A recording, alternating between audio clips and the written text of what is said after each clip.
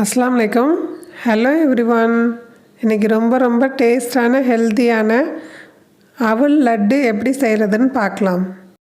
சிகப்பு அவல் 150 கிராம் எடுத்திருக்கேன்.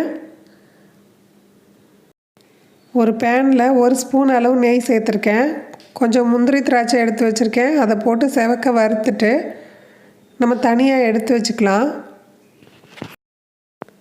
இப்போ அதே பேன்லேயே அவல் கொட்டி கொஞ்சம் நல்லா செவக்க வறுத்து எடுத்துக்கலாம். இது ஈவினிங் ஸ்நாக்ஸ் மாதிரி பசங்களுக்கு செஞ்சு கொடுத்தா ரொம்ப விரும்பி சாப்பிடுவாங்க. இதில் நம்ம வெல்லம் தேங்காய் பால்லாம் சேர்க்க போகிறதுனால ரொம்ப டேஸ்ட்டாக இருக்கும்.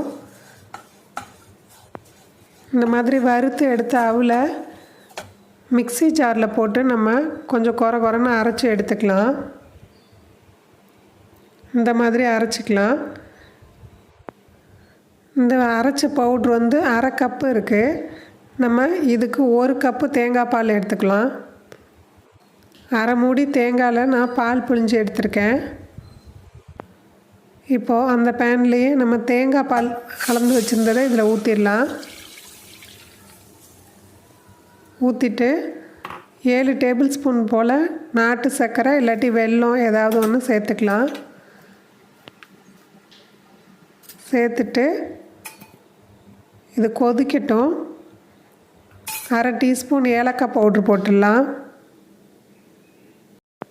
இப்போது இது கொதி வந்தோடனே பவுட்ரு பண்ணி வச்சுருக்க அவல் இதில் சேர்த்துட்டு கிண்டிகிட்டே இருக்கலாம். கொஞ்ச நேரத்தில் அவல் வெந்துடும்.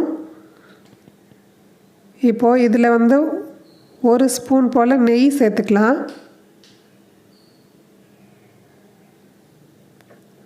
சேர்த்துட்டு கொஞ்சம் ட்ரை ஆனதுக்கப்புறம் முந்திரி திராட்சை இதில் போட்டுடலாம். 1 பங்கு அவலுக்கு 2 பங்கு தேங்காய் பால் சேர்த்துருக்கேன். 1.5 பங்கும் சேர்த்துக்கலாம். இந்த பாருங்கள், சுஜ்ஜி மாதிரி இப்போ திரண்டுட்டு வருது. இந்த டயத்தில் அடுப்பை ஆஃப் பண்ணிடலாம். கொஞ்சம் நேரம் ஆறட்டும். இது இப்போ இதே மாதிரி நம்ம யூஸ் பண்ணலாம். இந்த மாதிரி லட்டு மாதிரி பிடிச்சும் கொடுக்கலாம். பசங்க விரும்பி சாப்பிடுவாங்க லட்டு மாதிரி இருந்தால். அவ்வளோதான், சிகப்பு அவல் உருண்டை ரெடி ஆகிடுச்சு. நீங்களும் செஞ்சு பார்த்துட்டு எப்படி வந்ததுன்னு ஃபீட்பேக் பண்ணுங்கள்.